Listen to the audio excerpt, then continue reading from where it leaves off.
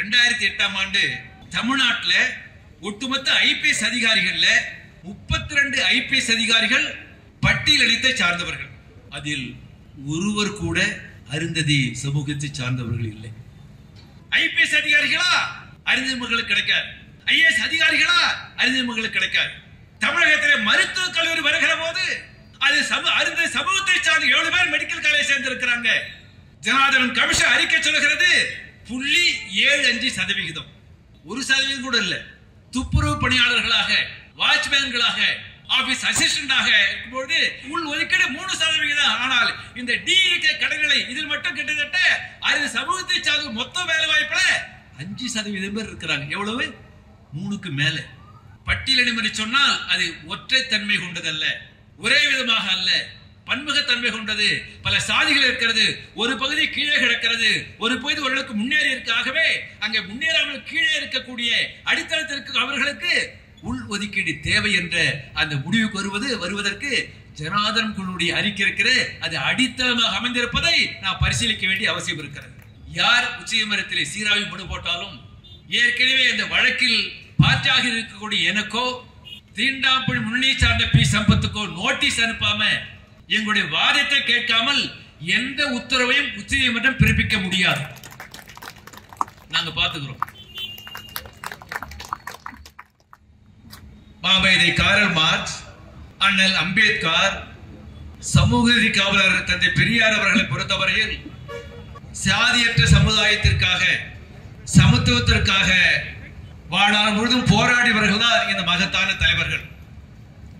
தந்தை பெரியார் அவர்களுடைய பிறந்தநாள் விழாவில் சமூக நீதி பாதுகாப்பதற்காக நடக்கக்கூடிய இந்த கூட்டத்துக்கு ஏற்பாடு செய்த தோழர்களை நான் மனமாற பாராட்டுகிறேன், வாழ்த்துகிறேன். வாய்ப்பளித்ததற்கு நன்றி தெரிவித்துக் கொள்கிறேன். உச்சநீதிமன்ற தீர்ப்பை வரவேற்று அவருடைய பல்வேறு அம்சங்கள் தோழர்கள் விளக்கி இருக்கிறார்கள். குறிப்பாக கடந்த 2009ஆம் ஆண்டு கலைஞர் முதலமைச்சராக இருந்தபோது அமலாக்கிய இந்த உள் ஒதுக்கீடு என்பது அருந்ததி மக்களுக்காக கடந்த 15 ஆண்டு காலமாக அமலாகி வருகிறது. அதில் சில குறைபாடுகள் இருந்தாலும் உள் ஒதுக்கீடு அந்த திட்டம் அமலாக்கப்பட்ட பிறகு எனக்கு கிடைத்த தகவலின்படி குறிப்பாக ஆண்டொன்றுக்கு சுமார் 70 மாணவர்கள் மருத்துவக் கல்லூரியில் சேர்ந்து வருகிறார்கள். அரசு மருத்துவக் கல்லூரிகளில் ஆண்டொன்றுக்கு 1050 பொறியியல் கல்லூரி மாணவர்கள் சேர்ந்து வருகிறார்கள். இந்த உள் ஒதுக்கீட்டுக்கு பிறகு அடுத்து குரூப் 1 சர்வீஸ் சொல்லுகிற போது கிட்டத்தட்ட 60 பேர் ஆண்டொன்றுக்கு சேர்ந்து வருகிறார்கள். இன்னும் சில துறைகளில் சேரக்கூடிய வாய்ப்பு என்பது உருவாக்கப்பட்டு கடந்த 15 ஆண்டு காலமாக இது அமலாக்கப்பட்டு வருகிறது. ஆனால் இந்த உள் ஒதுக்கீடு பிரச்சனை என்பது ஆந்திர மாநிலத்தில் அந்த அரசு அங்கே உள் ஒதுக்கீடு அளிக்கப்பட்ட பிறகு, பஞ்சாப் மாநில அரசு அங்கு அளிக்கப்பட்ட பிறகு அந்த மாநில அமலாகல, வழக்கு நீதிமன்றத்துக்கு சென்றது. ஆனால் 15 ஆண்டு காலமாக அமலாக்கப்பட்ட ஒரே மாநிலம் தமிழ்நாடு என்பதை நான் இங்கே குறிப்பிட்டு சொல்ல கடமைப்பட்டிருக்கிறேன். 7 பேர் கொண்ட உச்சநீதிமன்ற நீதிபதிகள் தீர்ப்பளித்த போது ஏராளமான ஆதாரங்கள், ஏராளமான பல வழக்குகளை சுட்டிக்காட்டி இருக்கிறார்கள். அந்த தீர்ப்பு வந்த பிறகு சர்ச்சை எழுந்திருக்கிறது. இங்கே பல சுட்டிக்காட்டியது போல அந்த தீர்ப்பு சரியானதல்ல, ஏற்றுக்கொள்ள முடியாது சிலர் அங்கு உச்சநீதிமன்றத்தில் சீராய்வு மனுக்களையும் போட்டு இருக்கிறார்கள். இன்னும் சிலரும் போடலாம். மார்க்சிஸ்ட் கம்யூனிஸ்ட் கட்சியின் சார்பாக சொல்ல விரும்புகிறேன். தொடர்ந்து பல ஆண்டு காலமாக இந்த அருந்ததி மக்கள் எங்களுக்கு உள்ஒதுக்கீடு இடஒதுக்கீடு வேண்டும் போராடுகிற போது 2007ஆம் ஆண்டு அந்த கோரிக்கைக்காக தமிழ்நாடு முழுவதும் மறைந்த மாநில வரலாறு விட்டு மகத்தான போராட்டத்தை நடத்தியது செங்கொடி இயக்கம் என்பதை சுட்டிக்காட்ட கடமைப்பட்டிருக்கிறேன். அதற்கு பிறகுதான் கலைஞர் முதலமைச்சர் அவர்கள் ஜனார்தன் தலைமையில் ஒரு நபர் கமிஷன் அமைத்தார். 2008ஆம் ஆண்டு மார்ச் மாதம் அமைக்கப்பட்ட அந்த கமிஷன் 2008ஆம் ஆண்டு நவம்பர் மாதம் அறிக்கை அளித்தது. 2008ஆம் ஆண்டு மார்க்சிஸ்ட் கம்யூனிஸ்ட் கட்சி சார்பாக, தீண்டாமல் முன்னணி சார்பாக சென்னையிலே அந்த கோட்டை நோக்கி ஊர்வலமாக சென்ற போது கலைஞர் எங்களை பேச்சுவார்த்தைக்கு அழைத்தார், கலந்து ஆலோசித்தார். அனைத்து கட்சி ஆலோசனை கூட்டம் என்பது நடைபெற்றது. அனைத்து கட்சி ஆலோசனை கூட்டத்திற்கு பிறகு மசோதா முழுவதும் சட்டமாக்கப்பட்டது. 15 ஆண்டு அமலாக்கப்பட்டு வருகிறது.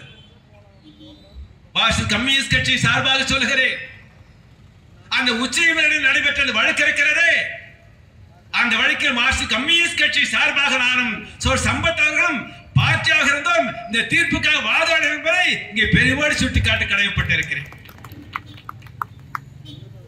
தீர்ப்புக்காக வாதாடிய நாங்கள், தீர்ப்புக்காக உச்சநீதிமன்றத்துக்கு சென்ற நாங்கள், யார் வழக்கு போட்டாலும் யார் எதிர்த்தாலும் இறுதி வரை இந்த தீர்ப்பை பாதுகாப்பதற்காக அமலாக்குவதற்காக மார்க்சிஸ்ட் கம்யூனிஸ்ட் கட்சி அங்கு தொடர்ந்து போராடும் என்பதை இந்த கூட்டத்தின் வாயிலாக சுட்டிக்காட்ட கடமைப்பட்டிருக்கிறேன்.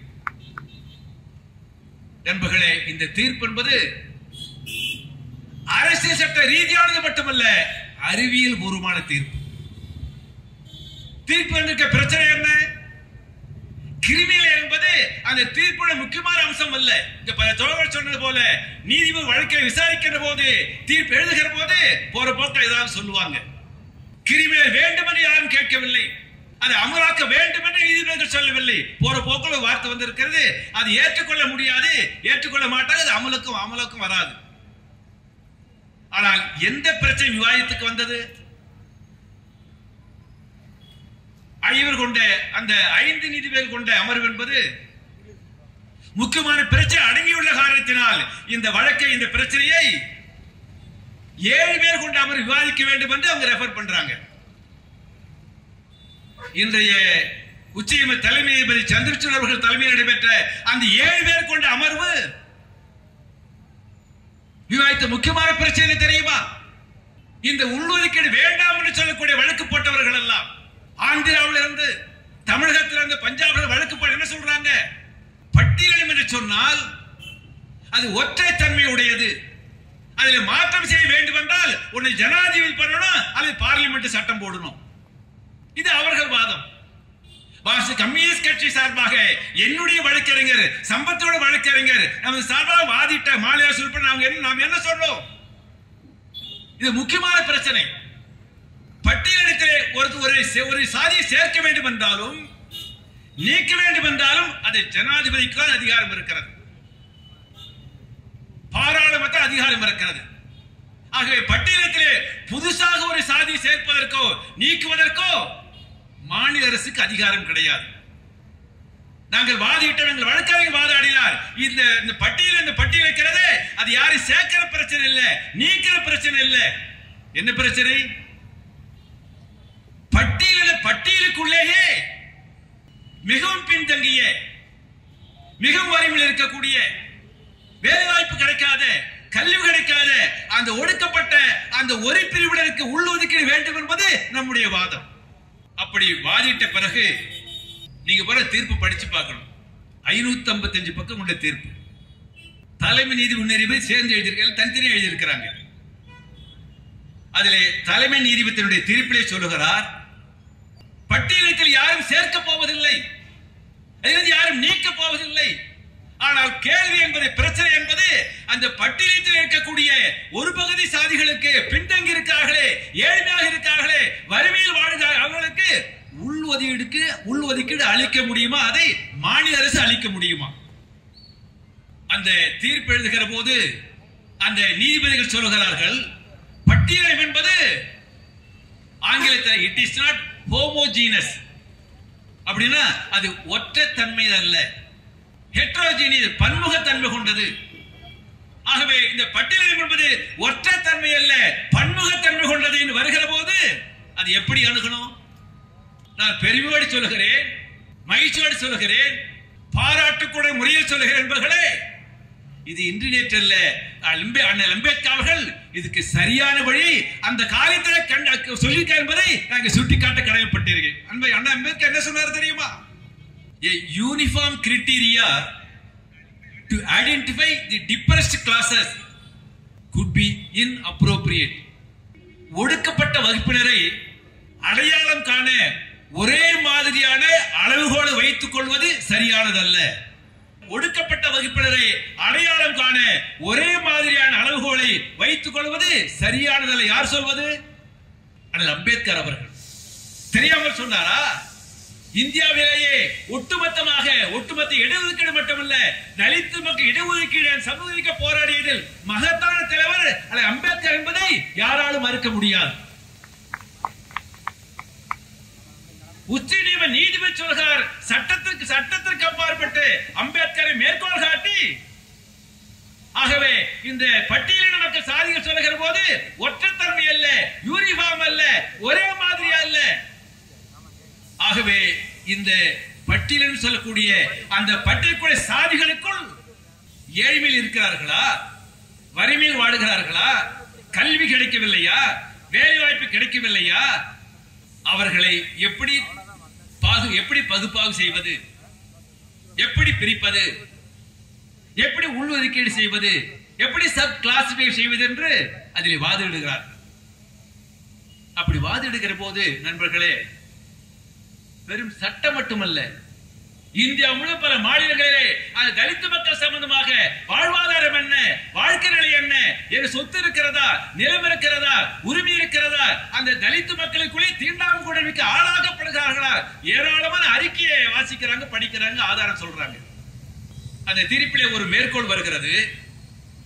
குஜராத் மாநிலத்தில் ஒட்டுமொத்த தலித்து மக்களுடைய வாழ்நிலை பற்றி ஆய்வு செய்து ஒருவர் அறிக்கை சமைத்திருக்கிறார். அந்த அறிக்கையை ஒரு மேற்கோளை ஜட்ஜி சொல்றாங்க. என்ன சொல்றாங்க? குஜராத் மாநிலத்தில் இருக்கக்கூடிய கிராமங்களில் 79% கிராமங்களில் தலித்து மக்களுக்கான கோயில்களில், அதிலே தலித்து மக்களிலேயே கீழே இருக்கக்கூடிய அடிமட்டத்தில் இருக்கக்கூடிய அந்த தலித்து மக்கள் அந்த கோயிலுக்குள் செல்ல முடியாது.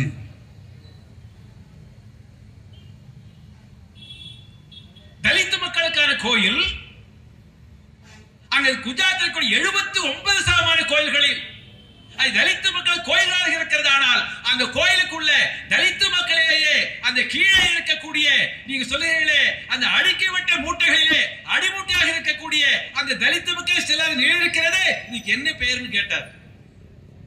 அவர்களுக்கு உள் ஒதுக்கீடு தேவைப்படுகிறது. குஜராத் கேஸ் வரல, ஆனா குஜராத் ஆய்வறிக்கை பற்றி நீதிபதிக்கு சொல்லுகிறார்கள். அது எப்படி செய்வது? நீதிபதிகள் சொல்லுகிறார்கள், அந்த உள் ஒதுக்கீடு செய்வதற்கு there should be a reasonable classification, அதாவது பகுத்தறிவிற்கு ஒத்த வகைப்படுத்துதல். உள் ஒதுக்கீடு தேவைன்னு முடிவு பண்ணியாச்சுன்னா எப்படி செய்வது, எப்படி வகைப்படுத்துவது? அவர்கள் சொல்லுகிறார்கள், ஒவ்வொரு மாநிலத்திலும், குஜராத் மாநிலமா, தமிழ்நாடு மாநிலமா, பஞ்சாப் மாநிலமா, ஆந்திரா மாநிலம், வழக்கு என்பது 3 மாநிலங்கள் தான், பஞ்சாப், ஆந்திரா, தமிழ்நாடு. இந்த மாநிலங்களில் இருக்கக்கூடிய ஒட்டுமொத்த தலித்து மக்கள் எத்தனை சாதிகள் இருக்கிறது, என்ன வருமானம் வருகிறது, வாழ்க்கை என்ன எப்படி இருக்கிறது, அதை ஆய்வு செய்து அந்த அறிக்கையின் அடிப்படையில் சப் கிளாசிபிகேஷன், அங்கே உள் ஒதுக்கீடு பரிசீலிக்கான்னு சொல்றாங்க. நண்பர்களே, 2008ஆம் ஆண்டு கலைஞர் முதலமைச்சராக இருந்தபோது அமைக்கப்பட்ட ஜனார்தன் குழு இருக்கிறது. கிட்டத்தட்ட ஒரு 8 மாதங்கள் அந்த குழு ஆராய்ச்சி பணி செஞ்சாங்க. அந்த குழுவினுடைய அறிக்கை 2008ஆம் ஆண்டு அமைக்கப்பட்ட குழு. அதற்கு முந்தைய மக்கள் தொகை கணக்கெடுப்பு 2001 தான், 10 ஆண்டுகளுக்கு ஒரு முறை. 2001, 2011, 11க்கு பிறகு மோடி பண்ணவே இல்லை. ஆகவே அந்த ஜனார்தன் குழு 2001ஆம் ஆண்டு மக்கள் தொகை கணக்கெடுப்பு எடுத்துக்கொண்டு அந்த அறிக்கையில மக்கள் தொகை கணக்கு, மக்கள் தொகை சொல்றாங்க, கணக்கு போட்டு சொல்றாங்க. என்ன சொல்லுகிறார்கள்? ஆதி திராவிடர், பள்ளர், பறையர், அந்த 3 பகுதி சார்ந்தவர்கள் ஒட்டுமொத்த மக்கள் தொகை தமிழகத்தில் 95,30,539. 95,30,539 2001 கணக்கெடுப்பு. அருந்ததி அந்த பகுதியிலே 7 பிரிவுகள் இருக்கிறது. 7 பிரிவையும் சேர்த்து அந்த 2001ஆம் ஆண்டு கணக்கெடுப்படி 18,61,459, 16%. இதைத்தான் அந்த ஜனார்தனம் குழு என்பது ஒட்டுமொத்த அந்த பட்டியலின மக்களுக்கு 16% வருகிற போது 3% என்பது அங்கே ஒதுக்கீடு செய்யப்பட்டிருக்கிறது. அதை அதிகமாக கேட்கக்கூடிய உரிமை இருக்கிறது, வேறு விஷயம். ஜனார்தனம் கமிஷன் சொல்லுகிறது அங்கே 16% வருகிறது.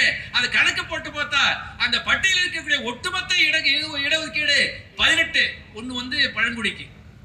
அந்த 18% 3% வரும்போது ஆறில் ஒரு பங்கு. இது எப்படி சொல்றாங்க தோழர்களே? தமிழகத்தில் இருக்கக்கூடிய ஒட்டுமொத்த வேலை வாய்ப்பில் அந்த 18% அமலாகிற போது அது அறிந்த மக்கள் எவ்வளவு கிடைத்திருக்க, எவ்வளவு கிடைக்கல, அந்த லிஸ்ட் படிச்சு பார்த்தீங்க சொன்னா மிகவும் துயரமானது. ஜனார்தனம் அந்த கமிஷன் சேர்மன் ஐஏஎஸ் அதிகாரிக்கு லெட்டர் எழுதுறாரு. நான் அறிக்கை கொடுக்கணும்.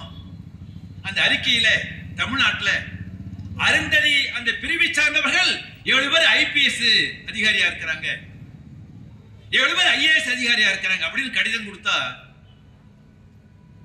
அந்த செக்ரட்டரி சொல்றாரு, மொட்டையா தலித்துன்னு தான் பட்டியல் வச்சிருக்கிறோம், அத பிஆரா பிஎல்ஆ அருந்ததி என்கிட்ட லிஸ்ட் இல்லைன்றார்.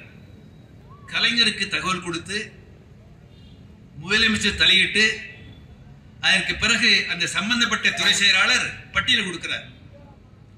அதாவது நண்பர்களே, 19/9/2008 அன்று ஜனார்தனம் குழு அரசு செயலாளர் கடிதம் கொடுக்குது, ஐபிஎஸ் லிஸ்ட் கொடுங்க, எவ்வளவு பேர் தலித்து. ரொம்ப போராட்டத்தை நடத்தி அப்படி லிஸ்ட் வருது. 22/10/2008 அன்றைக்கு செயலாளர் வந்து அறிக்கை கொடுக்கிறார். 22/10/2008 அன்று தமிழ்நாட்டில் ஒட்டுமொத்த ஐபிஎஸ் அதிகாரிகள்ல 32 ஐபிஎஸ் அதிகாரிகள் பட்டியலிடத்தை சார்ந்தவர்கள். ஞாபகத்தில் வச்சுங்க.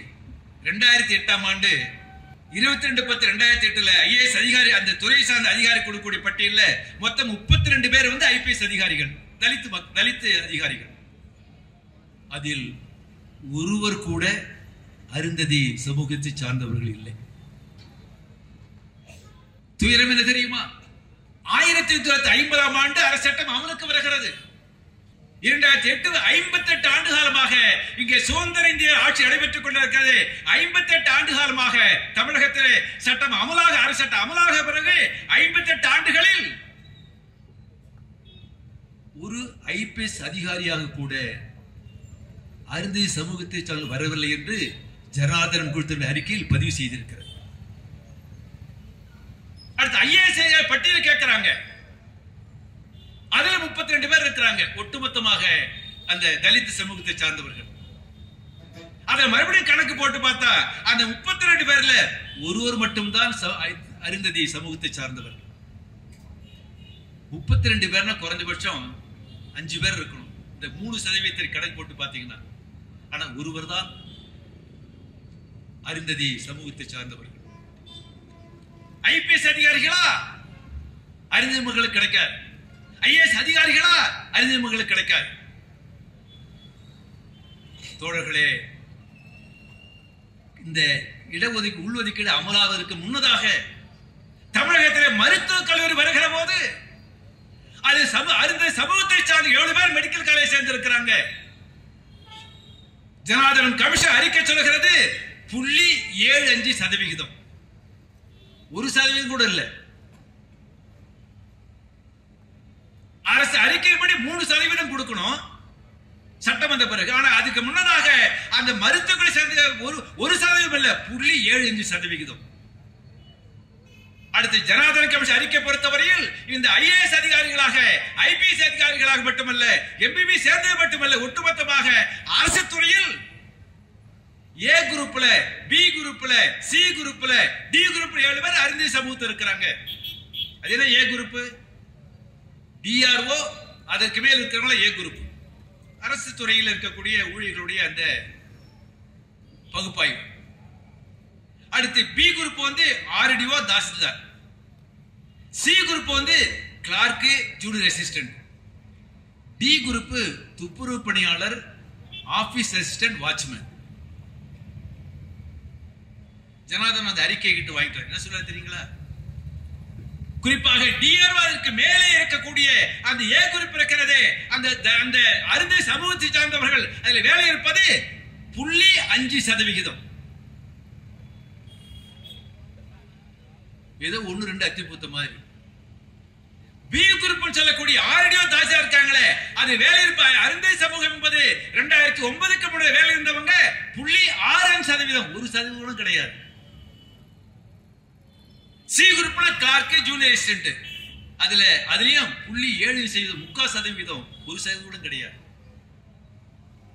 ஆனா டி குரூப் இருக்கிறது துப்புரவு பணியாளர்களாக, வாட்ச்மேன்களாக, ஆபீஸ் அசிஸ்டன்டாக இருக்கும்போது இந்த உள் ஒதுக்கீடு 3%. ஆனால் இந்த டிஇகே கடன்களை இதில் மட்டும் கிட்டத்தட்ட அது சமூகத்தை சார்ந்த மொத்த வேலை வாய்ப்புல 5% பேர் இருக்கிறாங்க. எவ்வளவு?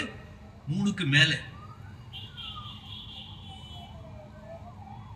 இந்த இத்தகைய அறிக்கைகளை பரிசீலித்த உச்சநீதிமன்றம்,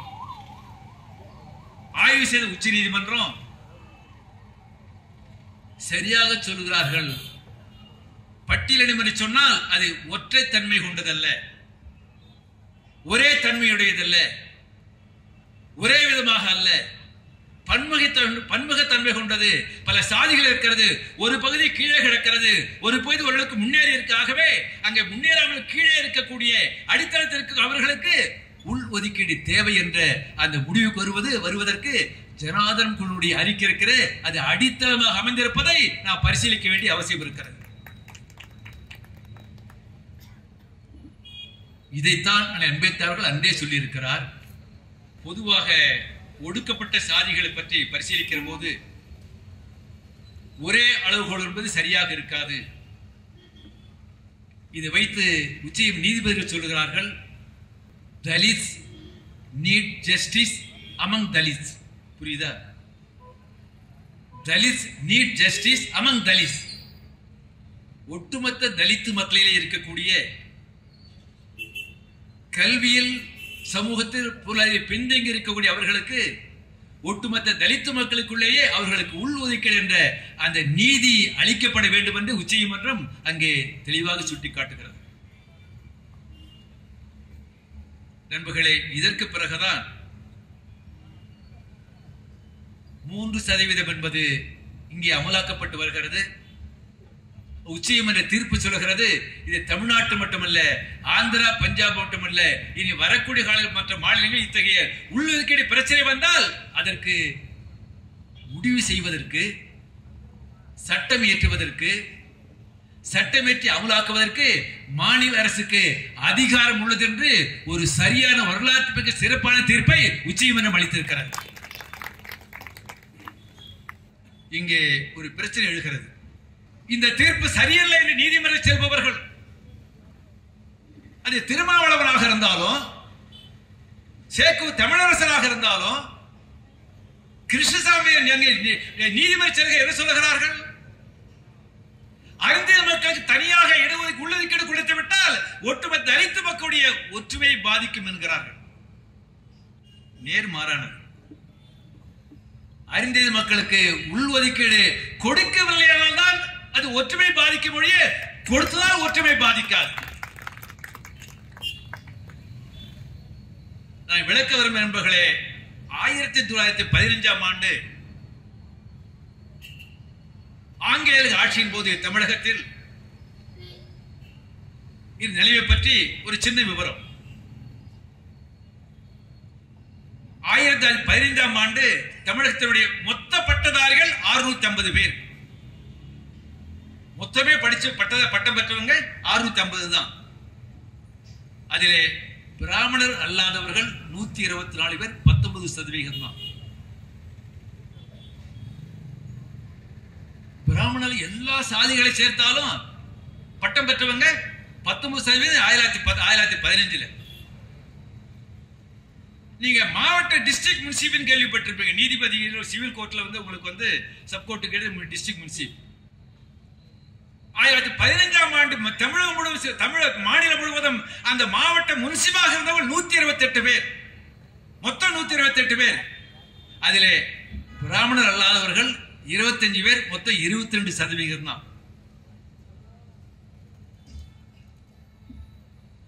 அரசு பணி, அரசு ஊழியர்கள் மொத்தம் 100 பேர்னா அதில் பிராமணராக 29% தான். நான் உங்களுக்கு சொல்ல விரும்புகிறேன், இதற்காகத்தான் இடஒதுக்கீடு என்பது 2021ஆம் ஆண்டு நீதி கட்சி கொண்டு வந்தது இந்த பாதகத்தை தீர்ப்பதற்காகத்தான். அது இதற்கு பொருந்தாதா? ஒட்டுமொத்த முன்சிபல் 128 பேர் இருந்தார், 25 பேர் தான் பிராமண அல்லாதவர்கள் சொன்னா இது ஏற்றுக்கொள்ள முடியாது. இடஒதுக்கீடு தேவை. பட்டம் பெற்றவர்கள் 650ல 124 தான் பிராமண அல்லாதவர்கள் சொன்னா இடஒதுக்கீடு தேவை. ஒட்டுமொத்த அரசு பணிகள் மொத்தம் 100 பேர் சொல்ல 29 பிராமண அல்லாதவர்கள் சொல்லுகிற போது இடஒதுக்கீடு தேவையில்லையா?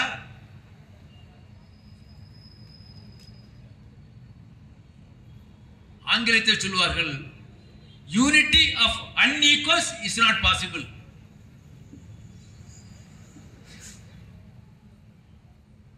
அது என்ன அர்த்தம்?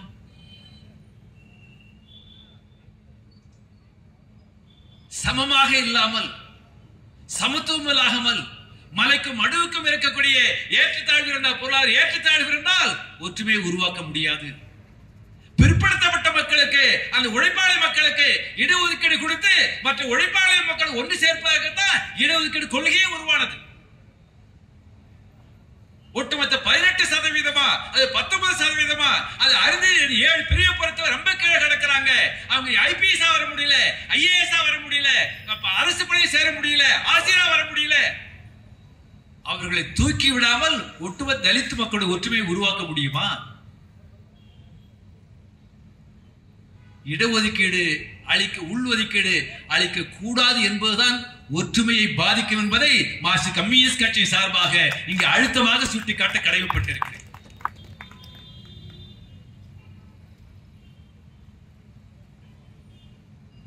நண்பர்களே, யார் உச்சநீதிமன்றத்திலே சீராய்வு மனு போட்டாலும்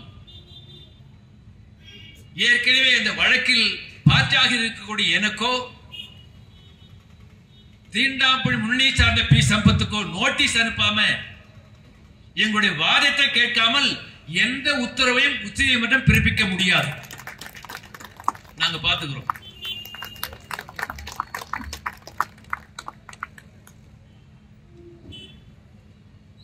மார்க்சிஸ்ட் கம்யூனிஸ்ட் கட்சியின் சார்பாக உங்களுக்கு சொல்ல விரும்புவதெல்லாம்,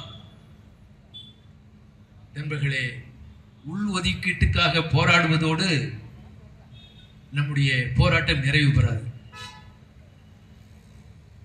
தீண்டாமை கொடுமைக்கு எதிராக, சாதி கொடுமைக்கு எதிராக, சாதி ஆணவ கொலைக்கு எதிராக தொடர்ந்து களமாடி வரக்கூடிய கட்சி மார்க்சிஸ்ட் கம்யூனிஸ்ட் கட்சி என்பதை உங்களுக்கு நான் அறிமுகம் சொல்லி விளக்க வேண்டிய அவசியம் இல்லை கருதுகிறேன். உள்ளுக்கடை கிடைத்தால் மட்டும் போதுமா? அவருக்கு வேலை கிடைத்து விடுமா? வேலை கிடைத்து விடுமா? ஒட்டுமொத்த வேலை வாய்ப்பில் உங்களுக்கு தெரியாதல்ல 2% தான் ஒதுக்கீட்டே வருது. 98% என்ன? தனியார் துறை.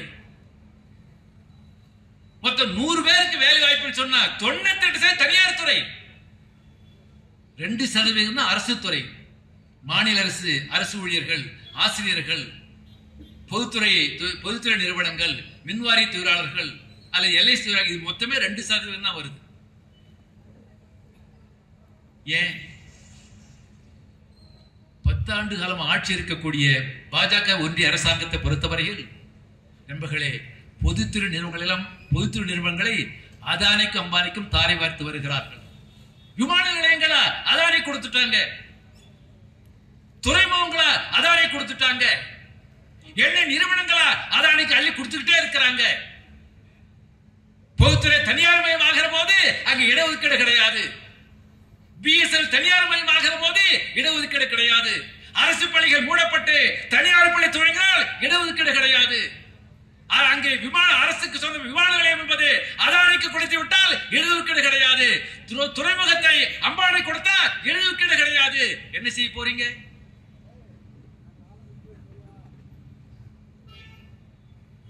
உள் ஒதுக்கீடு கிடைத்தால் மட்டும் போதும் என்று சும்மா இருக்க முடியுமா?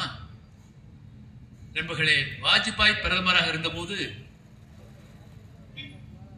தொலைபேசி துறை ஒரு துறையாக இருந்தது.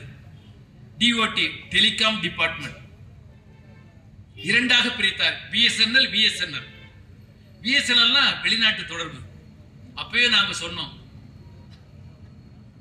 கிராமத்தை பழமொழி சொல்லுவாங்க, சோழியம் குடுமி யாரோ கோச்சு கூடாது. என்ன சொன்னோம், ஏதோ பின்னாடி ஏதோ பண்ண போறாங்க, தனியார் மயமாக்க போறாங்க சொல்லும் பொழுது சொன்னாங்க, இந்த கம்யூனிஸ்டுல ஏதாவது இடக்கும்போது பேசிட்டே இருப்பாங்க.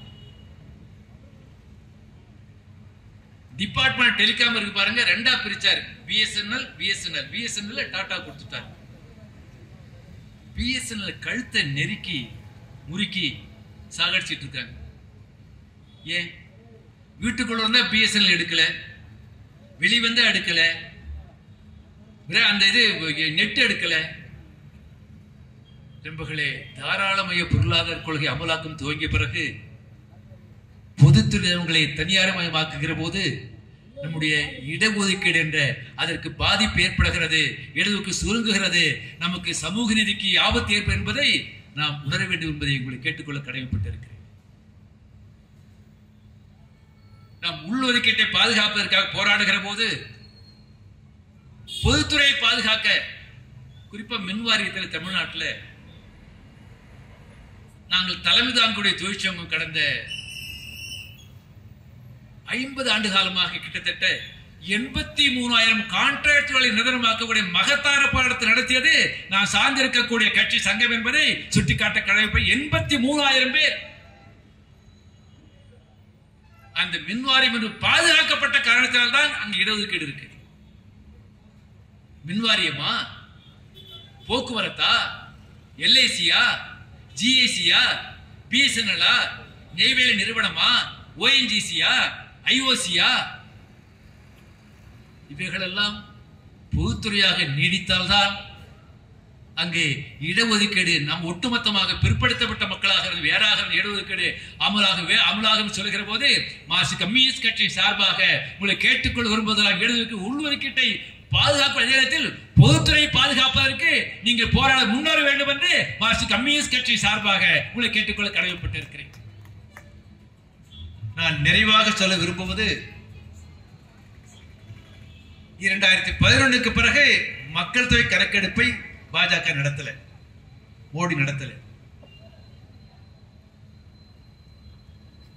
இப்பொழுது நடத்த வேண்டிய கட்டாயம் ஏற்பட்டிருக்கிறது. மார்க்சிஸ்ட் கம்யூனிஸ்ட் கட்சி சார்பாக மட்டுமல்ல, திராவிட முன்னேற்ற கழகத்தின் சார்பாக, காங்கிரஸ் கட்சி சார்பாக, இந்தியா கூட்டணி கட்சிகளின் சார்பாக கோரிக்கை வைத்திருக்கிறோம். அந்த மக்கள் தொகை கணக்கெடுப்பு நடத்துகிற மத்திய அரசாங்கம் சோசியல் எஜுகேஷன் பேக்வர்ட் என்ற அந்த அளவுகோல் மட்டும் போதாது. சமூக ரீதியில் கல்வியில் பின்தங்கியிருக்கார்களே அந்த அளவுகள் மட்டும் போதாது. அதற்கு மாறாக, அதற்கு மேலாக சோசியலி, எஜுகேஷனலி, எக்கனாமிக்கலி கல்வியில் பின்தங்கி இருக்கிறார்களா? தீண்டாமை கொடுமைக்கு ஆளாக்கப்பட்டிருக்கார்களா? அவருடைய பொருளாதார அந்தஸ்து என்ன?